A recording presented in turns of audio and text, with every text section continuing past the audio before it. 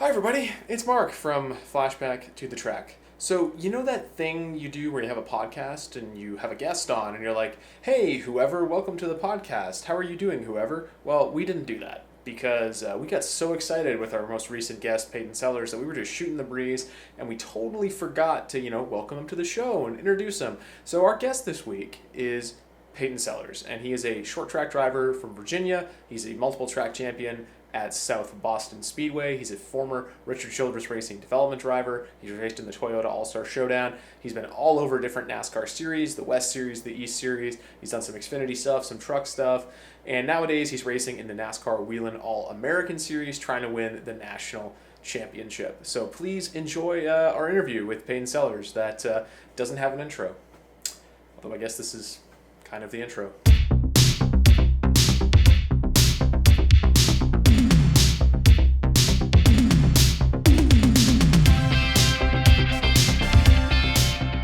Short track racing is positioned right now to really excel and do well. There's been a lot of talk about short track racing in the last few years. Dale Jr. is now pushing to go back to Nashville Fairgrounds track. People are trending back to short track racing. And with that, the popularity of the Cup guys, it's not shrinking, but it's getting to where we can go back to some of these smaller venues and I think put on a great race with the Cup guys. But which brings us back around to short track racing like the All-American series that we're running now. The really neat thing about short track racing, all the fans are right on top of the track. There's not a bad seat in the house. You can see the whole race.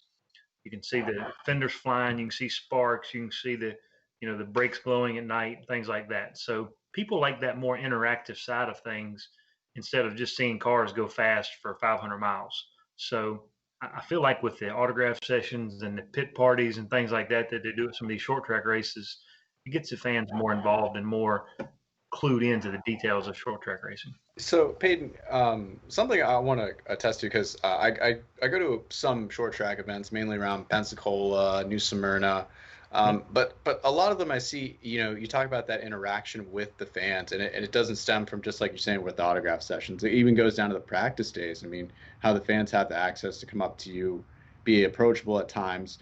What do you do with that time when you kind of like, talk to fans in those moments? Do you like get a lot of fans that want to like know more, or those are the diehards that are like weekly fans that come to those tracks all the time? Anytime they have these open practice days, you take them in with open arms because they've taken time out of their day to drive over to the track to see what's going on, to be a part of it. And, if you can give them a hat or an autograph or, just show them a little bit of time, just answer a few questions, because the ones that come over, obviously they're diehards. They're coming over on a practice day. They're wanting to know about racing. They're wanting to know about you and what you're doing. And, so you spend a little more time with them.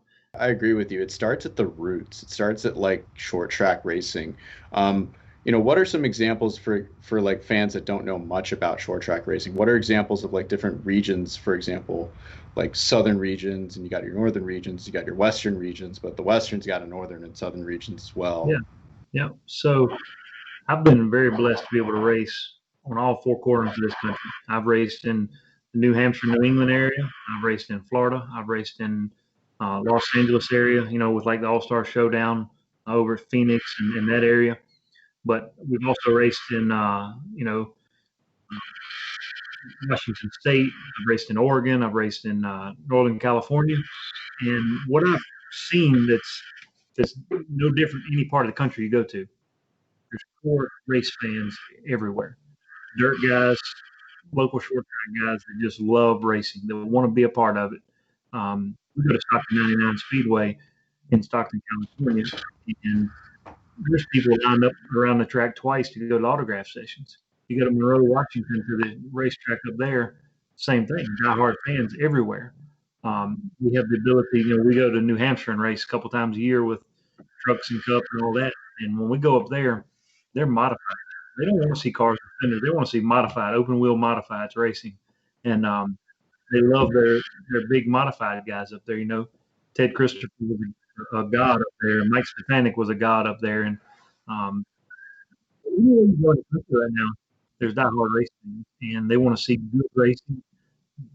They want to see fenders flying. They want to see people beating and banging.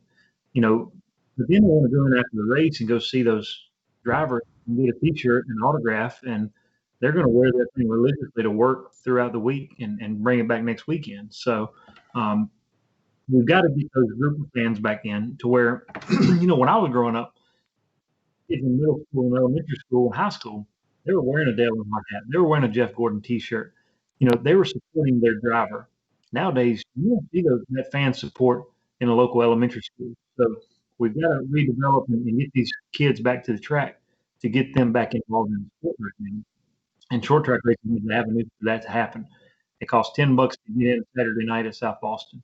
You're going to see fireworks after the race. You're going to see a heck of a race in 4 or 5 different divisions. And what can you do on a Saturday night that cheap? You can't go to the movies. So parents can load the kids up, take them and spend $80 a night and feed them and see some good action. So, it's an affordable way to get back into the sport. That's what we got to keep focusing on. And let's look back a little bit on your career, Peyton. So, like, I was looking up, your stats. Obviously, you're a 5-time track champion at South Boston. At least that's what Wikipedia says. So you can always correct us. Wikipedia is not always accurate. So we've also heard that Racing Reference isn't accurate, depending on certain things. But back in 2006, you did your I believe it was the West Series season. So obviously you grew up on the East Coast, doing a lot of short track racing. And then what was it like to go out on the West Coast for that season and race out there? So in 2005, just to kind of set the table, I grew up racing go-karts, sprint cars, moved to asphalt when I was 15. And at 21, I became the youngest national champion in the NASCAR Weekly Series. And that landed me the opportunity to get a development contract with Richard Childress and Chevrolet. They give me the opportunity to go race for Bill McAnally, which is the Napa Auto Parts number 16 car on the West Coast. So at 21 years old, I moved to Sacramento with nothing but a helmet bag and a duffel bag in my, with me there. And I got an apartment out there. I raced all year out there and lived the dream. 21 years old, living in Sacramento, racing every day and staying very busy. I had the opportunity to go do a lot of that stuff on the West Coast and a lot of sightseeing. It kind of opened my eyes to how big racing was. Growing up in the South, it's big there, but you're like, everywhere else across the country, it's just, they don't know racing. That was not the furthest thing from the truth, because going to California, seeing how many short track racers are out there and just understanding it's a culture out there, just like it's a culture here. So I learned a lot about racing there. I learned a lot about growing up and just what it takes to be a race car driver and the business side of it, the driving side of it, the sponsor side of it. It's a lot of different elements to it right now that I was learning all at 21 years old. So since then, I've had a chance to move up the ladder and race a lot of different types of cars and trucks and different things. And now I've kind of settled back and I race the weekly series because it's where my passion is at. I've had the opportunity to do some other stuff, but right now I love short track racing, and that's where I, fulfill my dream every weekend, going to race somewhere. So you talk about the weekly series. Kind of define a little bit of how the weekly series works, because it's not, one race accumulative points. It's a number of races that accumulate your points and your position. Correct? Yep. So the weekly series is just like AAA baseball. This is an opportunity for young upcoming drivers to prove themselves. And the way they do that, instead of having different leagues like baseball does and different leagues that play all across the country, NASCAR takes all of their tracks. The last time I counted, it was like 56 short tracks from coast to coast that were all NASCAR sanctioned. Each one of those tracks has a premier division, which for us, late model stocks. California could be super lates. In the New England area, it's modified. In the Midwest, it's dirt super late models. So whatever that track's premier division is what they compete at for the national title. And, last year, a guy from the Midwest won it in a super late model car, whereas Mike Looney, a guy from South Boston, finished second with a late model stock. We're competing against guys like Keith Rocco in the New England area with modifieds. There are several guys on the West Coast that compete and end up in the top 5 every year racing super late models out there. So that's how NASCAR gets a point system. They take your best 18 races the best average finish of those 18 races, and that's how you accumulate enough points to be the national champion.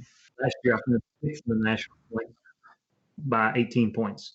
That's how tight it was. The top 6 cars were within 18 points. I led the points up until 4 weeks to go. I led every week of it up until 4 weeks to go.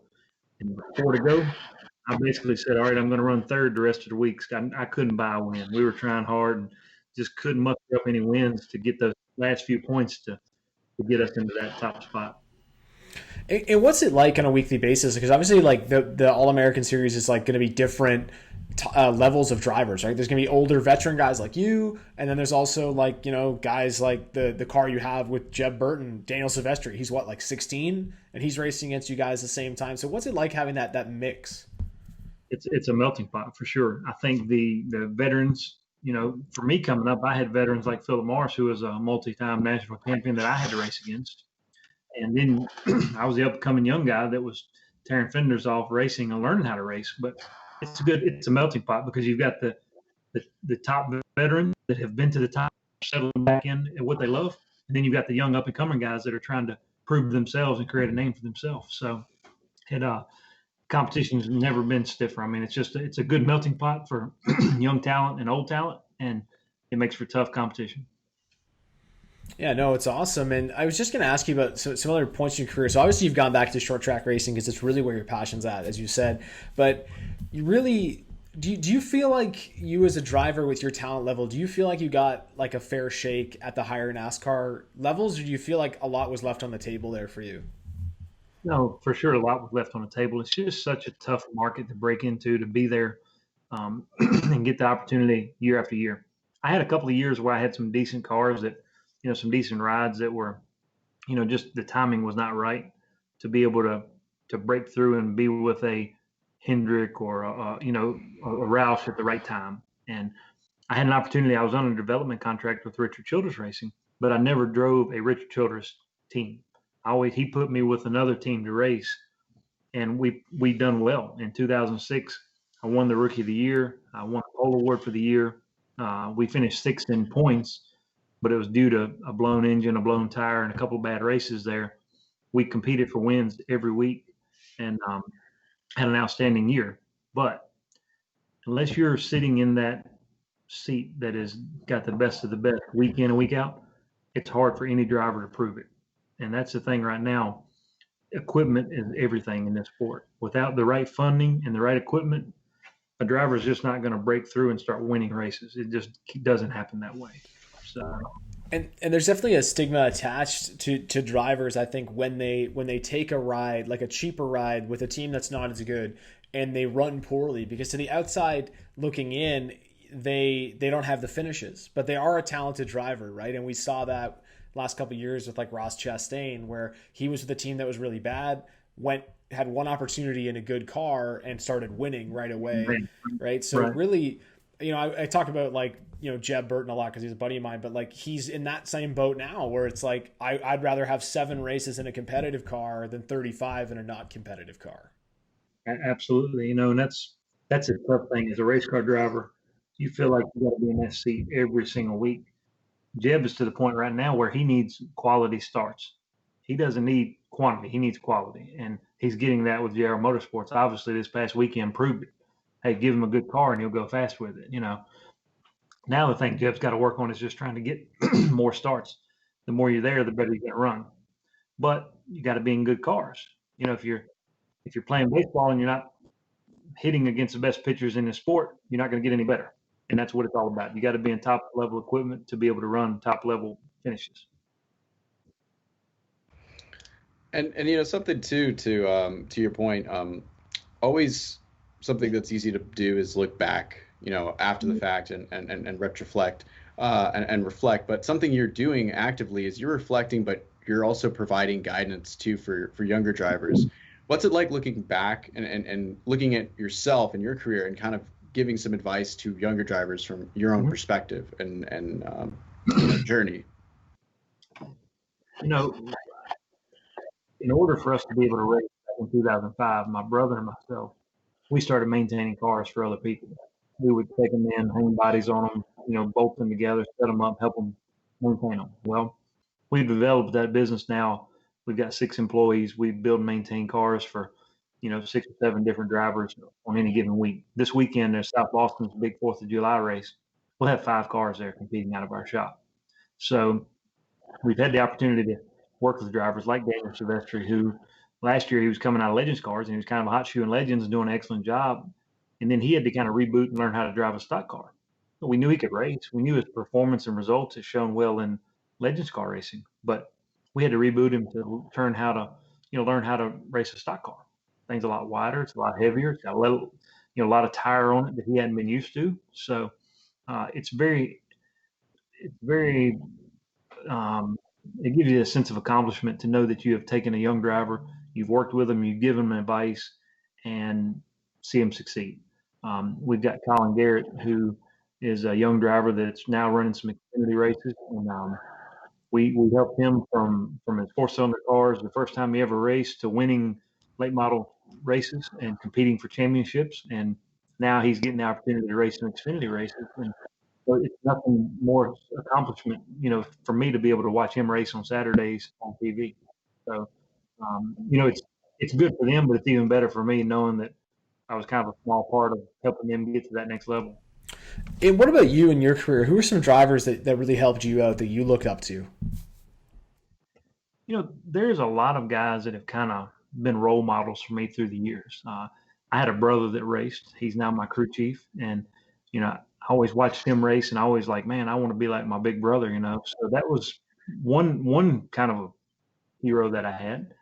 In addition, we had a lot of short track guys that raced around here, like Barry Begley and Philip Morris and, David Blankenship and Wayne Patterson. These guys that you guys might not know who they are, but they're local heroes around this area. They're just legends in this area for sure, and throughout the Virginia, North Carolina area. When I was kind of moving up the ladder a little bit, Kevin Harvick was my teammate there for a year, and Kevin has always been somebody that would give me advice or help with different things. And I always I didn't want to necessarily, have the attitude and the that perception that Kevin had, but I always respected how he was behind the wheel. I mean, this guy's got a killer instinct behind the wheel to win races. And if you give him a car that'll halfway run, by the end of the race, he'll have dialed it in and made it a fast race car by the end of the night. So, Elliott Sadler is a local guy that has raced a lot at a lot of upper levels, and he came from where I came from. He came from South Boston Speedway racing late model stock cars. There's been a lot of guys like that.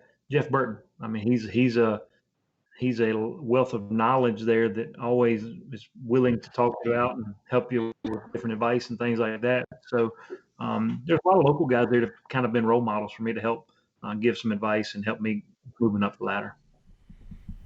And it's funny because all those guys have grandstands named after them at South Boston. So do you have a Peyton Sellers grandstand yet? I do. Dude, that's right. I think I have a photo of it. Yeah, so that's great. I'll have to put that up. The end of the 2005 season, they named a grandstand after me, and wow, that was a huge accomplishment for me to be, growing up there, help be a piece of history for South Boston Speedway to put them in the record books with having national championships. So,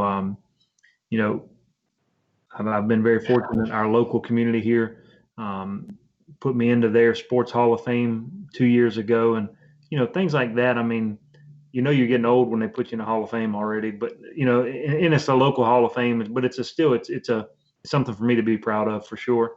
My parents have spent a lot of weekends dragging us up and down the race, road, going to racetracks, and to see these kind of accomplishments. And Virginia does what they call the Triple Crown Series, and it's 3 races. They take the best average points, and we've won that 3 times now. And that is the best of the best drivers in Virginia competing for these 3 races a year. And, things like that, it's pretty neat to be able to just kind of, be there and do it and have the experience and the good fortune to be able to stay healthy and race as long as I have. I'm only 36 years old, but still, I feel like I'm the old man at the track a lot of times. So. And let's on the lighter side, like, what would you say, like, when you were growing up, like, we always like to ask people this, who are some guys that no one has ever heard of that should have made it all the way to Cup. That like a guy you raced in go-karts who was just unbelievable, but that just never panned out for them, you know? It's so many people, and you got to remember, there's on any given Saturday night at any given dirt track throughout the country, whether it be a midget or a dirt late model, there's probably 4,000 drivers competing on any given Saturday night, whether it be a go-kart track or whatever it is. There's only 40 seats at the table in Cup racing. So it's pretty narrow at the top. To get one of those 40 seats, to be a paid race car driver on Sundays on TV, it's such a hard feat to beat. And some people want to put in the work and effort and never make it. Some people say, look, I'm pretty content doing what I'm doing right here. I can still have a life and race this level and be good at it for a lot of years. So everybody's goal isn't to get to Cup racing. And, don't get me wrong, everybody watches TV on Sundays like, yeah, I'd like to be a part of that. But everybody's got different things in their life. And, for me, some of these guys, like I was just talking about, David Blankenship, Maurice Hill, Barry Begley, these guys are legends in our area that never run a Cup race. So, I would put those guys when they were in their prime up against Dale Earnhardt any day of the week. And, for me to grow up watching those guys and then compete against them too was always kind of a neat deal for me. And, there's so many little Johnnies on Saturday night at the local go-kart track that maybe could compete. You never know. They might have that twinkle in their eye that, they could be better than a Carl Edwards or Matt Kenseth or one of those type of guys, but they'll never get that opportunity. So for young drivers, I just tell them, I say, look, guys, have a backup plan. Go to school, keep your grades up, but give racing everything you've got aside from that. But have a plan. Like, what if you do quit school at, 10th grade and go racing and you make $10 million driving cars, but you're too stupid to save your money and spend it? Why have you quit school early to blow your money and, be an idiot, for lack of better words? But so get your education, train yourself, take some public speaking classes, be a well-rounded driver so that when you do get that opportunity and door opens up, you can walk through it with confidence. So even at the short track level, like how important is that, being personable and whatnot? Because I've always heard I remember hearing from Ryan Dial, he's a sports car driver, and he said the most important thing as a driver for you to be is likable. Because if you're not likable, like he basically said, like nobody wants to hire a dick, right? Yeah, exactly. I rely on local sponsors. I've got Clarence's Steakhouse, who's been in racing since back in the 50s. They've always had an orange and white number 26. It's a historic car in this area. And they came on and started sponsoring me, and I started driving for them when I was, 18 years old. And I was the first rookie that had ever been with them. And the reason they've stuck with me so long is because I'm out there talking to the fans. I'm hanging out. I'm not the first guy in the trailer to leave after the race. I'm hanging out, signing autographs, and trying to, be personable with people. The local Toyota dealership here, Toyota, has been a sponsor of mine for many years now, and they enjoy the fact we do some local commercials. We do a lot of events throughout the community, take our car to put it on display, and we get out and we're accessible to these fans, and we're out there in the public trying to promote their products, and that's what it's all about. Everybody says, well, I'm too focused on my racing to be that guy. Well, look, if you're not that guy, you don't have racing to fall back on. It's all part of it. The only time we get to be race car drivers is for, an hour every Saturday night.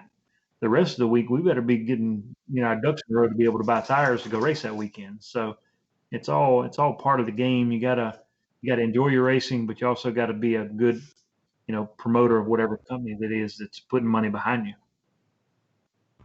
Yeah, and like you said, it starts locally. That's where you first make those relationships, is when you're racing at the local level, going to the $500 checks from the tire place, pay your tire bills, all those little expenses. When you're, bringing drivers in, how do you give them lessons to manage and expose them to that business side of the racing, to more or less like not just say, hey, you're young, you're going to run and race, but like you're young, and if you want to race, you have to understand how much it's going to cost and what it's going to take to race, in the future. Well, I think that's just where my age is able to show, I understand how hard it is to make, an average race for us is $7,000 or $8,000 to go race on any given Saturday night. By the time we test and race, it's $7,000 or $8,000. I understand by working in my family's business how hard it is to make clear $7,000. It's one thing to turn it over, but to clear profit $7,000 to be able to go race a car for one night, I understand how hard that is. So I'm always these kids, like I'm always the guy in the background that's like keeping them grounded. I'm like, look, you might be able to move that guy and crash your car that night and go for the win, but remember, that guy's spending every nickel he's got to be there racing every single Saturday night. So you guys have got to race everybody with respect. And usually once these young guys start racing with respect, their performance goes up because they're not crashing cars. They're not dive bombing people. They're not making bold moves and tearing up equipment. So their parents like it more because I'm being hard on them about tearing up equipment because they can race more. So then the performance goes with that. So it all goes hand in hand. And, it's just, this is an expensive sport. We can win every single race and lose money. You've got to have sponsors to help offset that. So with that being the case, you've got to get busy promoting sponsors and understanding what it takes to make the business side of it all work, to be able to go race and do what you love to do. So you mentioned dive bombing people. So there's this race that you were in, and it was the 2009 Toyota AllStar Showdown.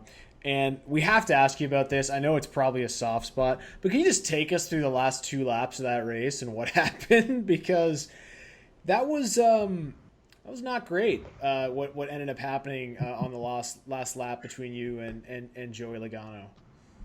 So let me set the stage a little bit.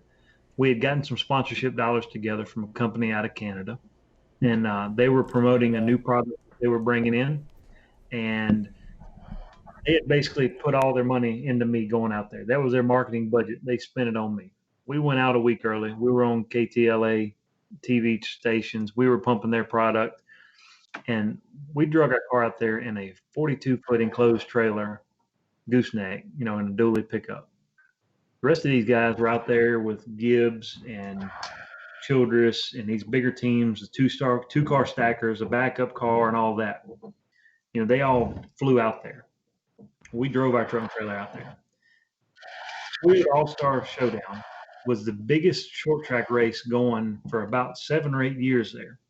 It was covered on the Speed Channel live in January. Every racer in the country was sitting at home. All they could do is watch the Speed Channel and the Toyota AllStar Showdown. They took the top 10 cars from the West Coast and the top 10 cars from the East Coast and invited them. And then they had some invitational guys and it filled up a 40-car field. So you had guys from the East and West come together in January racing on national TV, live TV. We had run very well that year in the East Series. I had been out there the year before, and I was driving for another team. We qualified like 7th or 8th. Coming to the white flag, I had Joey Logano picked up, going to the white. I let him back down, didn't wreck him. He wins the race. I finished second. Everything, that's how you race people. I wasn't good enough to beat him. I was good enough to get to him and kind of pick his tires off the ground and make his life a little hard, but I wasn't going to crash him or do anything like that. So, he gets out, he wins, I get out, and I'm second. I'm still happy. 1 year later, we had beat and bang. It was one of the most physical races that we had ever had in that Toyota AllStar Showdown. I mean, if you go back and if you go YouTube it, the 2009 Toyota AllStar Showdown and watch the last 10 laps of that race, we were 3 wide. We were beating each other. We were sideways. And it had been like that the entire race. It was a dogfight. Well, I'd gotten out ahead with about 5 or 6 to go and had put 3 or 4 car lengths on Logano. He got clear of Matt Kobaluk and caught me. Like I said, we were all used up. I got the white flag, went into 1 and 2, kept a nice line, got a good momentum off of 2. Spotter says, clear by 2, run it hard. He's going to make a dive on you. Well, I go into 3. The top line is the preferred line at Irwindale, and the guys can't keep any grip on the bottom. So the next thing I see is the 18 car coming across my hood, plowing through me like a video game, putting us into the wall. Steering goes out on my car. I spin out. I get hit 2 or 3 more times. Race is over. I'm sitting there in a smoking heap, on fire. Joey Logano wins the race. And NASCAR ends up penalizing him. They DQ him for aggressive driving. They, my car's done total. That race paid $40,000 plus they give you a Toyota Tundra pickup. So that's like a $40,000 pickup truck too. Yeah. Exactly. So instead of that, that was an $80,000 win purse, and then I tore up about an $80,000 car. So $160,000 turnaround right there. And Joe Logano gets out after the race and says, "Just had to do what I had to do to win a race," and don't know why NASCAR DQ'd me. And you got to remember, Joe Logano at this time 17 years old. He's got a Cup car. Like he's in the Home Depot Cup car for Joe Gibbs, and the path has been complete. He's there. Well, here I am dragging my stuff back home. I have a few Xfinity races lined up for that year, but nothing funded like it needs to be. And that was a make or break night for me. That could have been what got me over the hump and got me a look from a team that we needed to be out there in front. Well, and I think it did as much for me because it tested me. I didn't get out, and I did go out and I had a little conversation with him. Never got vulgar with him. Told him exactly how I felt. I said, "Joey, a year ago, I picked you up coming to the checkered flag, didn't wreck you. All I wanted was the same respect this year, and I didn't get it." I said, "That's not how you're supposed to race." Well,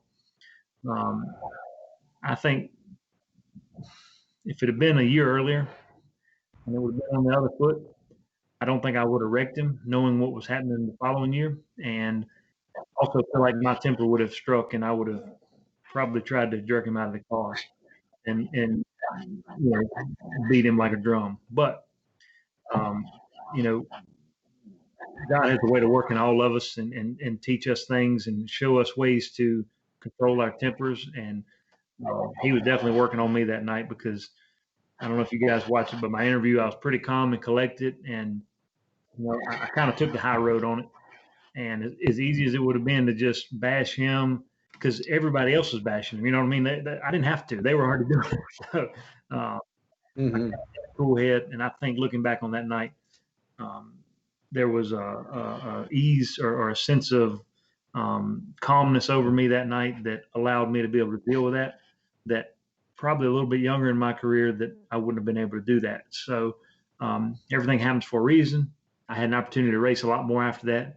He's obviously went on to be a champion and done very well, but and he still will have a move like that every now and then to where it's a pretty bold move as we've seen with Matt Kenseth a couple years ago. And, part of that's from never having to be able to work on his car. And he kind of had a path laid out for him. And don't get me wrong, we'd all like to have that same path, but he's an incredibly talented driver and does an excellent job. But that's the kind of thing that you can't have happen week in and week out. You've got to mature as a driver and not just crash cars and crash people. And, that AllStar Showdown was an excellent event. I hate to see it go away.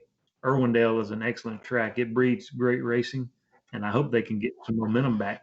They should take the Cup guys there. I promise you it would be a heck of a race with the Cup guys there. Oh, it would be for sure. I see that this year there was I think a 250 lap super late model showdown there because as you said earlier, super lates are very popular around in the West Coast region, especially that Southern California region. You raced on all 4 corners of this country. And what's crazy is there's a lot of circle tracks, a lot of different types of circle tracks, which is kind of crazy for a lot of people to think because they all look the same to the blind eye. But other than South Boston, because I know you'd be biased of it, what's your favorite oval track you've ever raced on? always had extremely good luck at flat tracks. We go to Loudon, New Hampshire, we go to Phoenix, places like that. I've always been able to run good at flat tracks. We go to Langley Speedway over in Hampton, Virginia. I run good there. I hate flat tracks with a passion. I can't explain to you how bad I hate a flat racetrack, but I've always run good there. And it's kind of a love-hate thing for me with flat tracks. So I've always enjoyed, we go, and I like the Dovers and Bristols where they got high banking, but the flat tracks have always been good to me. So we went to Monroe, Washington. I run extremely well there. It's a low grip, worn out racetrack with no, just fighting tire wear the whole night. I've run good there. I've run good at Phoenix, which is a flat track. I've run good at Loudon, New Hampshire, which is a flat track. Stafford Springs, Connecticut, which is pretty flat. So any type of track that's pretty flat where I can manage tires and kind of, get the cars to roll the center better than the guy in front of me or behind me, is what I like. Yeah, your best career Xfinity finish at Milwaukee, also a flat track. So there you go. That's right. Yeah. Some of those things are skewed so bad because it's about being with the right team at the right time. Like we were talking earlier, my Xfinity stats are not that great. Me personally, I had a few high notes that I felt like, hey, I had an excellent day. I took a car that was a 16th place car and I ran 16th with it. Or I took a 20th place car and run 20th with it. In that Xfinity series in Truck and Cup, it's kind of a race within a race. I don't know if you guys ever notice it, but there's top 10 teams that are funded well, that race hard, and they've got the first half of the race. Then you've got the middle of the pack guys that end up putting on a good show too, but they're in their own class. It's like sports car racing. When you've got one race, but you've got three classes, that's how racing is. That's how Xfinity racing is. So, to get in that top 10 teams is near impossible. It's hard. Yeah, Matt Tifft told us the same thing, actually. He echoed kind of the same thing where he's like, when you race for Front Row Motorsports and Cup, like, you're battling for 20th. You're not battling top 10. And it's a battle of the guys that took the wave around and are on old tires. And it was really interesting to hear him talk. And he actually also had the same kind of deal as you. You're like, I run well on flat tracks and I hate them. He runs well on road courses and he hates them. So it's the same kind of deal, I guess, for drivers. Yeah, exactly. So, it's funny, you see these middle of the pack teams, they're a 18th place car and they get out and they high five each other after the race. I'm like, what did they do? And you're like, well, they run 18th and that's where they were supposed to run. They had a good day. So, yeah, it reminds me of a great phrase that Corey LaJoie first introduced to me was field fillers back like in the mid 2010s with like 3 wide life. I was like, what is a field filler? But it's kind of like a badge of honor because, half the battle is making the field and making the effort to be there. 40 seats. That's all you got, 40 seats. And, to be in one of those 40, I'm sure Corey LaJoie has got the talent to run in the top 5 right now in Cup racing.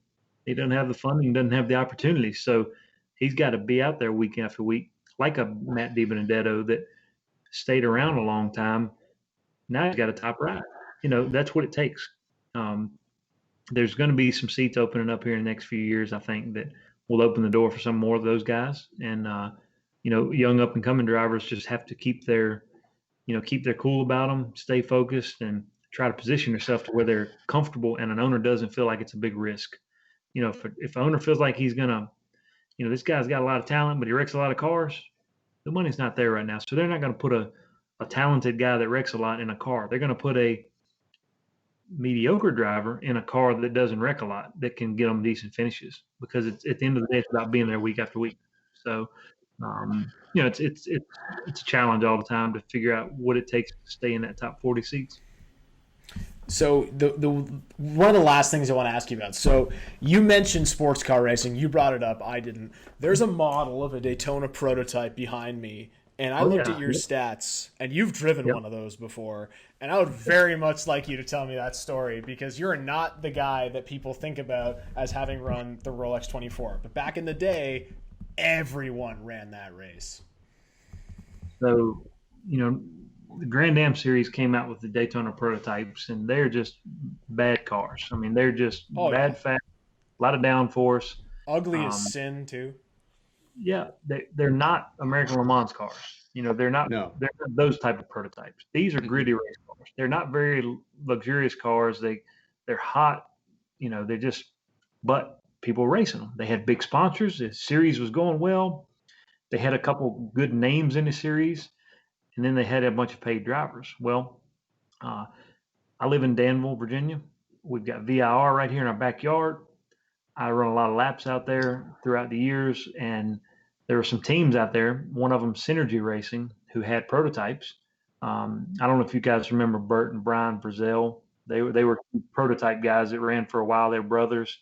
Well, Bert and Brian Frizzell ran one of the cars for Synergy, and Andy Lally, several guys come through that program, and were good. They had some good names throughout the years. And Danny Marshall, who is our local delegate, he owns part of that team. Well, 2005, I was kind of a hot shoe at short track racing. He came to me and says, Peyton, if you can help us get some guys together, we need a crew for this other car. We want to run it in Daytona. So, and if you can do that and you can help me prepare the car and provide a crew for it, I've got a couple of paid drivers and I've got a couple of guys that we're going to ask to drive it. And I'd like for you to be one of those drivers. So throughout the month of December and January, I was out at VIR testing their prototypes, building the cars, helping them get prepared to go to Daytona. Well, they give me the opportunity to be one of the drivers at Daytona. And lo and behold, I was the fastest driver they had. They had a couple paid drivers, a couple of drivers that were paying to be there, and I was the fastest driver. So I got to qualify the car, and I got to race it. And it was a Picchio, which is an Italian-made car, and it was the biggest hunk of junk that I'd ever been in.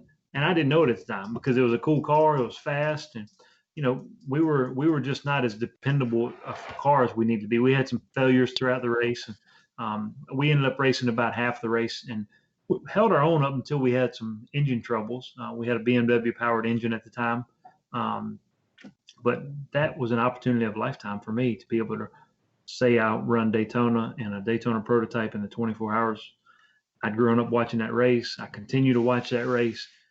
That's still one of the prides of my career is to be able to say I run the Rolex 24. So, as someone who has seen one of those chassis and been in one before, it is a very tight fit, especially with that. It was a H pattern transmission, if I'm not mistaken, or was that a sequential that you had? This had a sequential. Yep.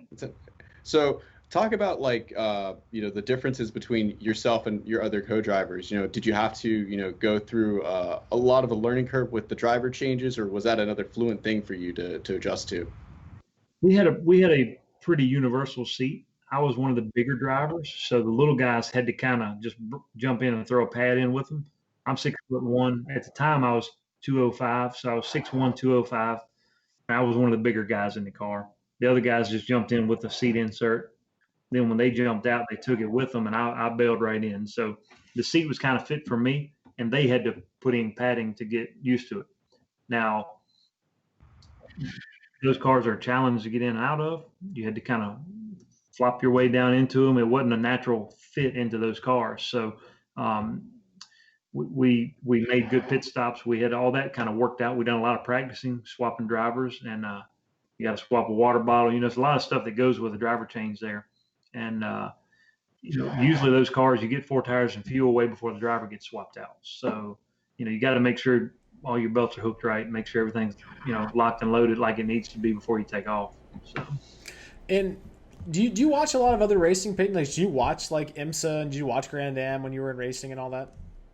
I did. I've always been a fan of racing, a fan of motorsports, whatever that is. I keep up with, motocross, a little bit of everything. So that's awesome.